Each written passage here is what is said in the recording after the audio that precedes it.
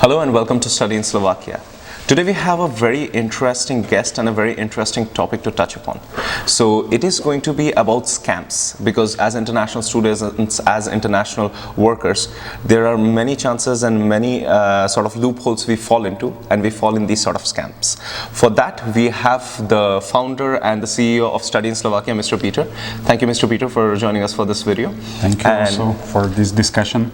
Yeah, and we will be going through multiple scams that happens not only in Slovakia but throughout Europe in general with international students who are coming from third countries.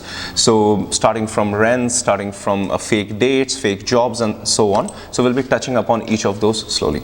So hope you will enjoy the video, stick through it, and hope you take some notes and learnings from it. Thank you so much. We are working out here. There's clear fraud going on here. You take your money. From the evidence you've shown me.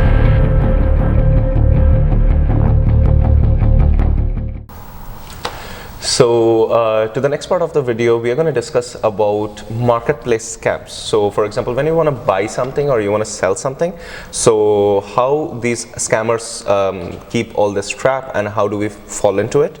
So firstly, I wanted to ask you, Mr. Peter, about this entire thing of Bazos, for example, this sort of marketplace website. It might be different in different countries. So how does this happen? How does it look like when you start speaking to someone? For example, you want to sell something or you want to buy something and you start speaking. How do you feel that this is like a scam, and how does it proceed? Yeah, so Bazos, as it was mentioned, is like one of the most popular, or definitely the most popular platform for selling or buying anything. It's on the market maybe 15-20 years. It has like millions of visits. Basically how it works is that typically you upload your offer. You would like, for example, to sell camera or bicycle, anything, even like very cheap things for 10-20 euros. Okay. And there is usually your number is connected.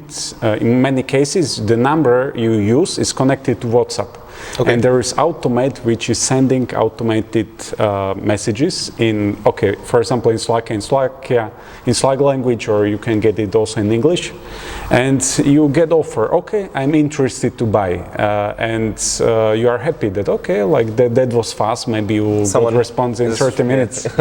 And that person, he offers you that you will get paid by bank transfer. Okay. And he will even send you the receipts from the bank that the money were sent to you. Okay. And then he says, so I just need you to pay the courier charges. Okay. And he will send you the link. So you open the link and it says, for example, you need to pay like 3 euros for the shipping. Okay. And when you insert your card details, suddenly you see that instead of 3 euros, it's 300. And of course, that bank transfer will never come. Okay, so it's like boom, gone. Straight. Yes. But I think you had a similar experience. Yeah, not myself, but with a few friends we had. So as you mentioned, like from Bazos, with a few friends, we some of our friends had this sort of experience where people went on Facebook Marketplace. They wanted to sell something, but this can be also if you want to buy something and someone starts texting you. So, and it looked like 100% authenticated buyer from a verified profile with a lot of history and everything. And that person was like, yeah, I'm interested. I'm, for example, located in some location.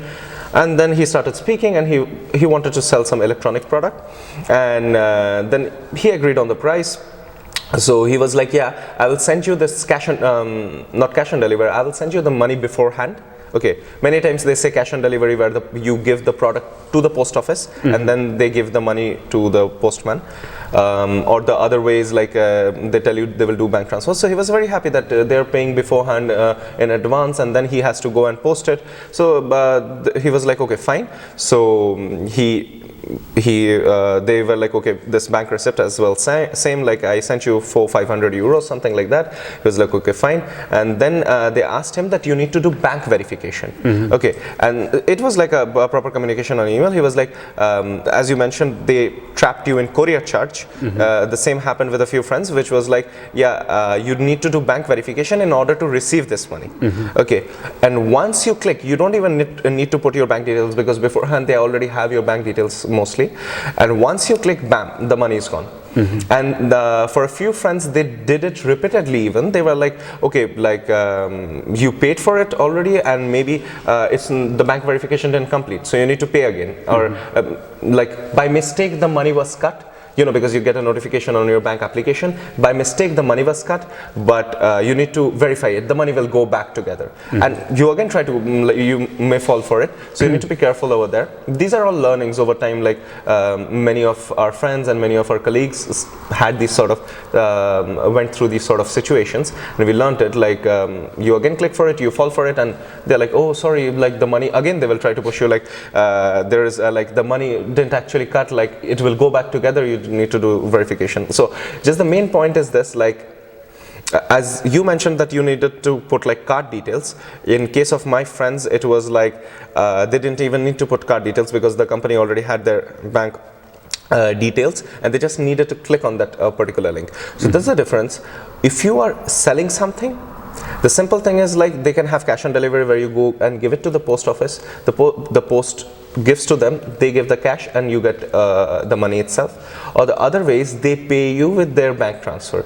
So other than your IBAN number and your SWIFT code, which is the basic of your bank details to receive money, you don't need to do any authentication in order to receive money. That's the very basic thing. Anything else you want to add in over here? Well, I think it's the best if they claim to send money by the bank transfer, to wait for the receiving, which can take like 1-2 days. Another option would be if the person is claiming that, okay, I would like to buy this from you, but I'm living on another side of Slovakia, I will just say, okay, like by mistake, by chance, I'm going there tomorrow, we can meet in person. That's the best for sure. So like depends how the person will react. If he just keeps saying, oh, no, like you can just send it, it's okay, like we don't need to meet.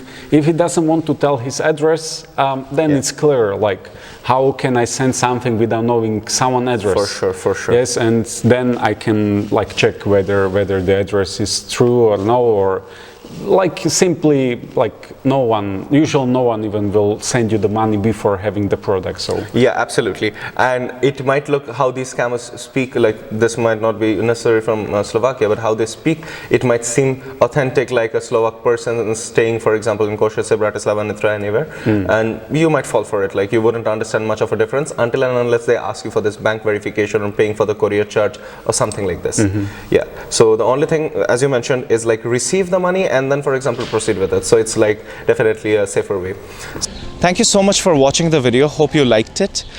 Please give it a thumbs up if you liked the video, share it with your friends, and also subscribe to our channel for such interesting content. And let us know what type of topics would you like us to cover in the future videos, and which sort of career are you looking for to jump in Slovakia. Thank you so much. See you. Do widzenia.